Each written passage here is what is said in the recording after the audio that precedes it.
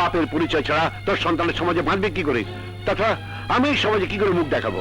লোকে যখন জিজ্ঞেস করবে তোমার মেয়ের সন্তান হতে চলেছে, অথচ জামাইয়ের কোনো অস্তিত্ব নেই। তোমার মর্যাদাকে অক্ষুণ্ণ রাখতে আমার অস্তিত্বকে তুমি মুছে ফেলতে চাও? মুছে ফেলতে হয়, মুছে ফেলতে হয়। ইজ্জতের জন্য, সমাজে মাথা উঁচু করে বেঁচে থাকার জন্য অনেক কিছু মুছে ফেলতে হয়, অনেক কিছু মুছে ফেলতে হয়।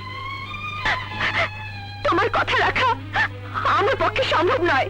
আমি আমি শেষবার মতো তোকে বলছি, তুই মিশাকে বিয়ে কর। বারবার তুমি একই উত্তর পাবে, না না না। এই না শব্দটা তোর আর আমার মাঝখানে দূরত্ব বাড়িয়ে দিচ্ছে। লোকে বাজে কথা বলতে শুরু করেছে।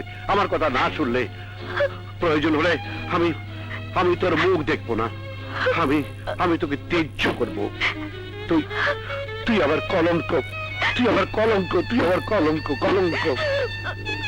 দাঁড়াও বাবা, বাবা, আমার মুখ যাতে তোমাকে দেখতে না হয়, আমি তোমার দৃষ্টির আড়ালে চলে যাব। জীবন থাকতে আর কোনোদিন এখানে আসবো না। আসলে আসলে আমার লাশ আসবে।